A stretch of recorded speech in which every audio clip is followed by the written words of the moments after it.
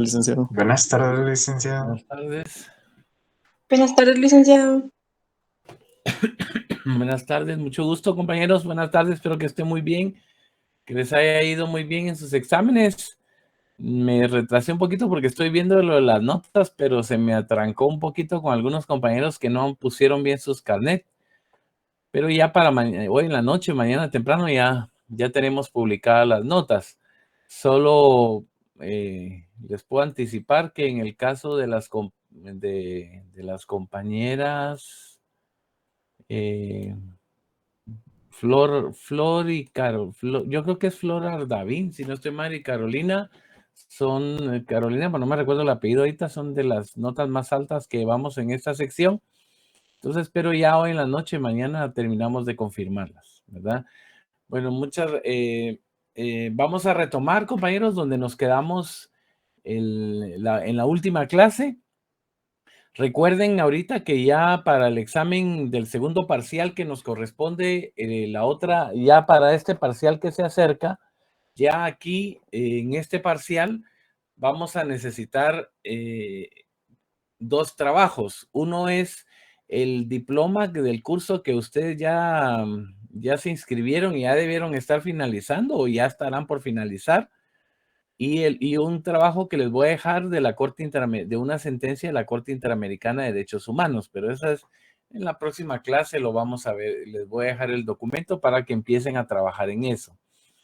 Entonces, en el segundo parcial, como el segundo parcial vale 40 puntos, vamos a usar 10, vamos a quedarnos con, ahorita estoy viendo cómo hago con eso, si de 10 a 15 puntos en trabajo, para que solo nos quede un examen de 25 puntos o ahí voy a calcular si 20, 25 puntos vamos a hacer, pero por de pronto ya tenemos el diploma que vamos a acreditar al segundo parcial.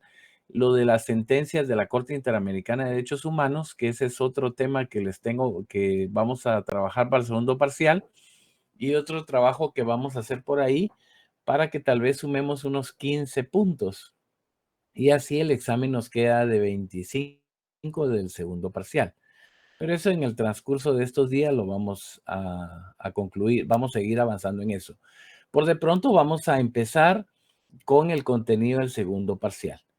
Saquen su constitución, compañeros, su código procesal penal, su constitución, su código procesal penal y ¿y qué más? Pacto de San José. Y el Pacto de San José. Y la ley de organismo judicial.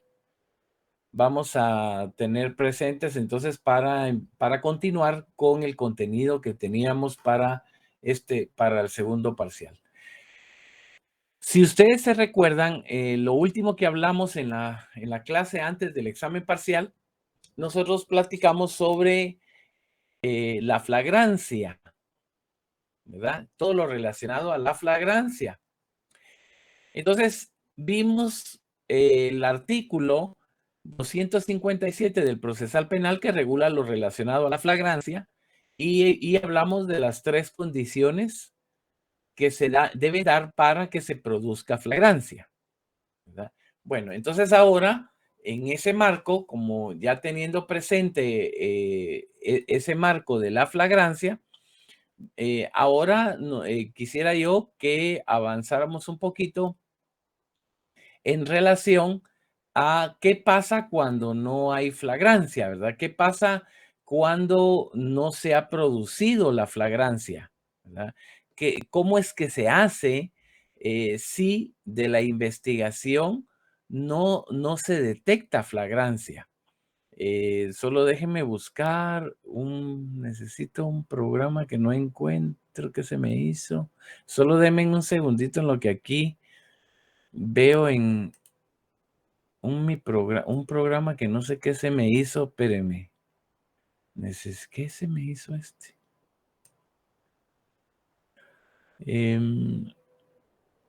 Bueno, no lo encuentro, no sé qué se me hizo. ¿Dónde estará?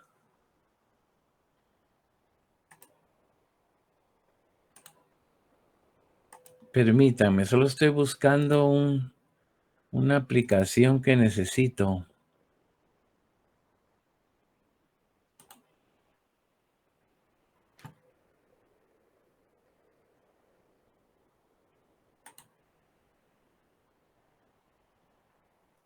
¿Qué? ¿Dónde está? Espérenme, compañeros, es que necesito una aplicación, pero no la encuentro. Como ya de plano que la compu descansó tantos días. Ah, aquí está. Ya.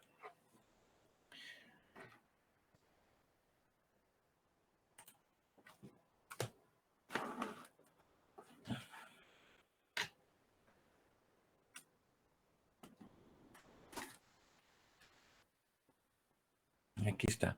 Bueno, lo que yo les quería plantear es que, ¿se recuerdan ustedes? Veamos el artículo 6 de la Constitución, compañeros. Vean su artículo 6 y estábamos en la parte donde establecíamos por qué se puede detener a una persona. Y cuando hablamos de por qué se puede detener a una persona, establecemos que hay dos situaciones por las que se puede aprender a una persona. La primera de ellas es que se produzca flagrancia, ¿verdad? Esa sería la primera situación. Pero voy a intentar dibujarles acá, hacerles ahí un pequeño dibujo para ubicarnos en la otra figura que les quiero mostrar.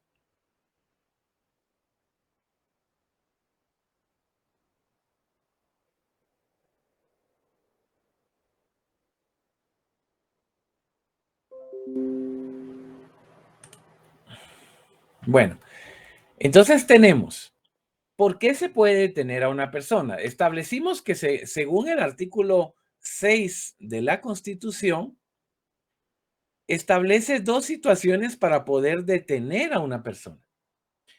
Una de ellas, el artículo 6 de la Constitución, establece dos situaciones. La primera, que la persona sea sorprendida en flagrancia.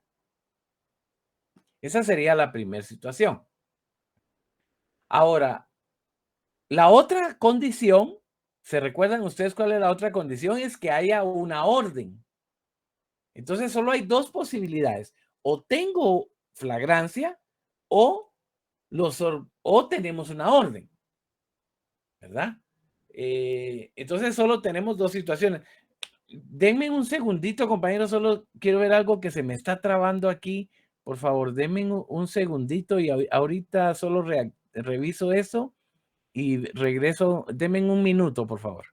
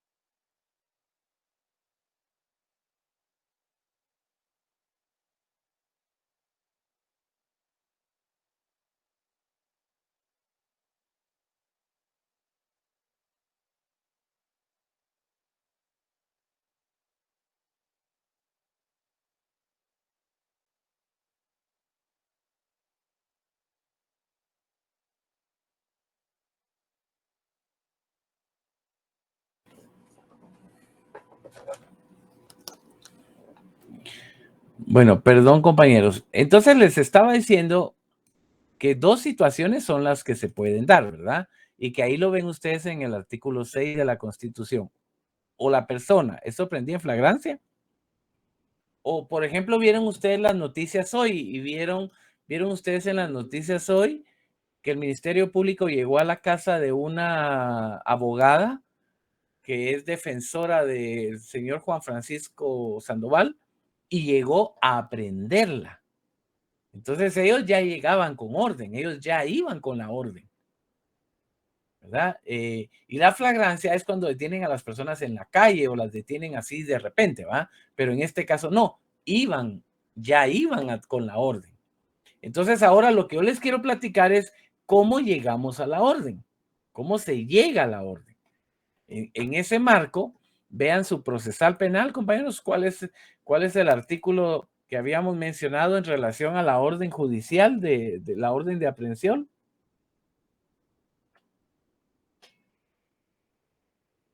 ¿Quién se recuerda?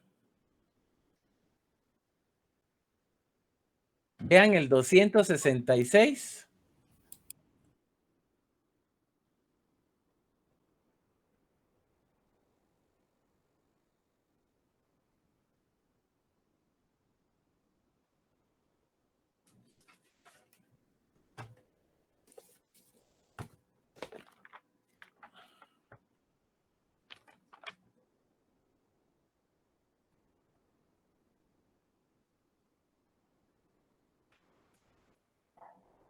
¿Ya lo vieron? Sí, Lick. Va. Entonces tenemos la otra posibilidad, entonces, es que haya una orden. ¿Va? Ahora, pero ¿cómo llegamos a una orden? ¿Cómo hacemos para que el juez llegue a la orden, para obtener una orden? Entonces aquí es donde yo les quiero comentar rápidamente. No me voy a entretener mucho con eso, porque no, el tema de ustedes no es procesal penal, ¿verdad? Pero solo es para que establezcan cuál es la garantía de derechos humanos. Entonces ahorita tenemos, ¿cómo llegamos a una orden de juez? Entonces ahora les quiero comentar. Vean el artículo 298 del procesal penal. O sea, vean el 298.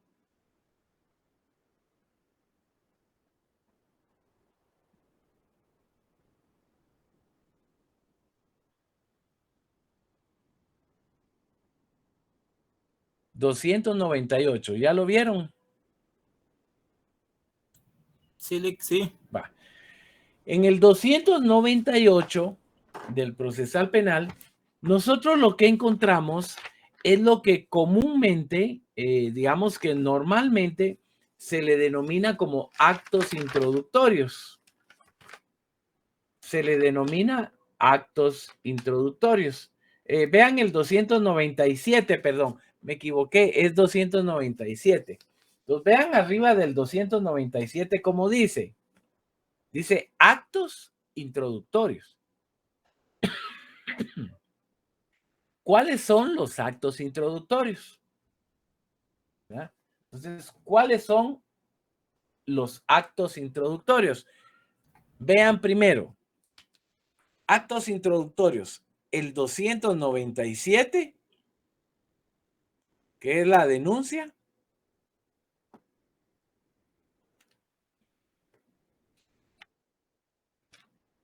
El 302, que es la querella.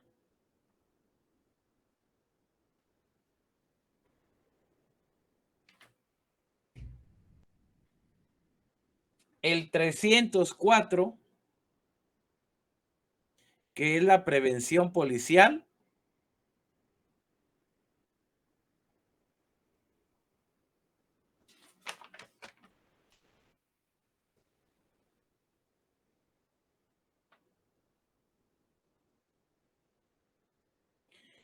Y hay otro que es el que se llama, este es diferente el fundamento porque es 251 de la Constitución,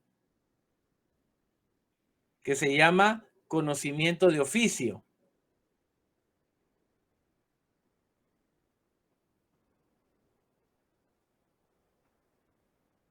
Disculpe, Lick, 251 dijo, ¿verdad? 51, ahí está en la pantalla, compañera, en la pantalla, 251 de la Constitución.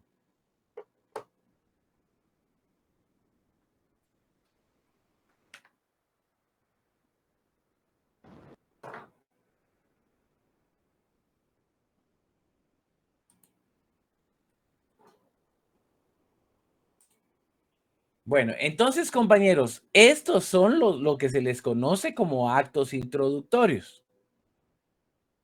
Y se le llama, entonces tenemos la denuncia, la querella, la denuncia, 297 del procesal penal, la querella, 302 del procesal penal, la prevención policial, 304, y el conocimiento de oficio en la Constitución, 251, y también está en el procesal penal, pero usemos la Constitución. Eso es lo que se llama actos introductorios.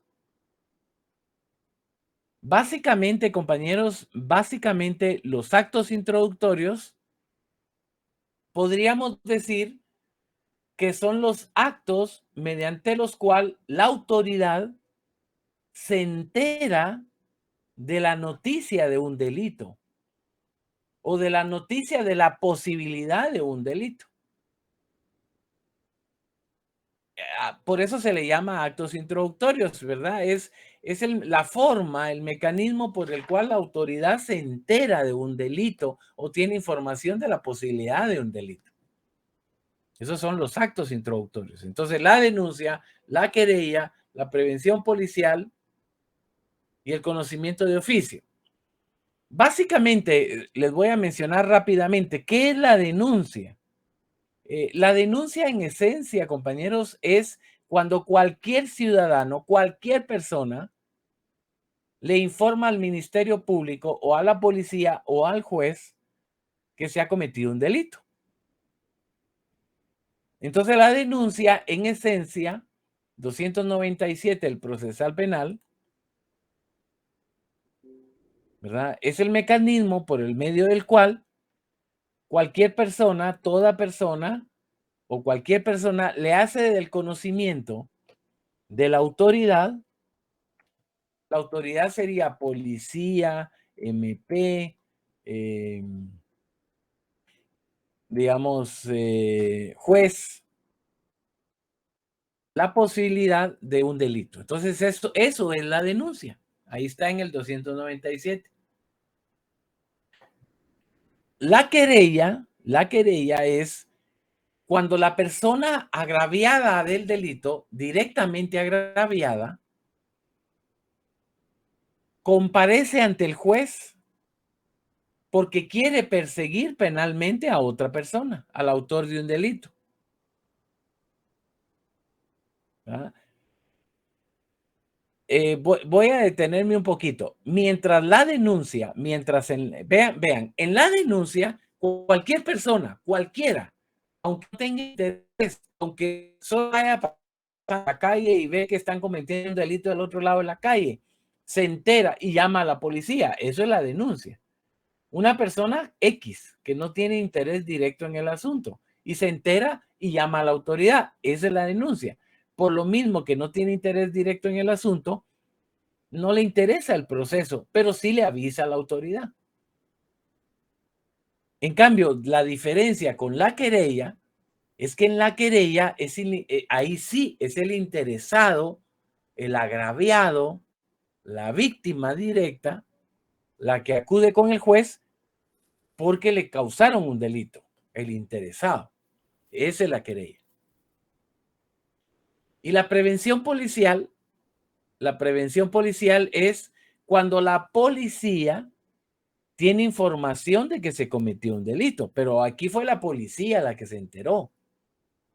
Y la policía es la que empieza. Esa es la prevención policial. Y el conocimiento de oficio es cuando el Ministerio Público se entera de un delito. Solito el Ministerio Público, ellos solitos se enteran de un delito, como por ejemplo, el Ministerio Público estaba haciendo escuchas telefónicas y ahí escucha que se está planeando un delito. Ahí es el conocimiento de oficio. Entonces, esos son los actos introductorios. Ahora, cuando se produce un acto introductorio, Cuando se produce el acto introductorio, la información del delito o de lo que pasó llega al MP, al Ministerio Público. Toda información de delito siempre va al Ministerio Público. Siempre. Si yo presento una denuncia al juez, el juez se la manda al Ministerio Público. Si yo le presento una querella al juez, el juez se la manda al Ministerio Público. Y si la policía se entera de la posibilidad de un delito, la policía se lo manda al Ministerio Público.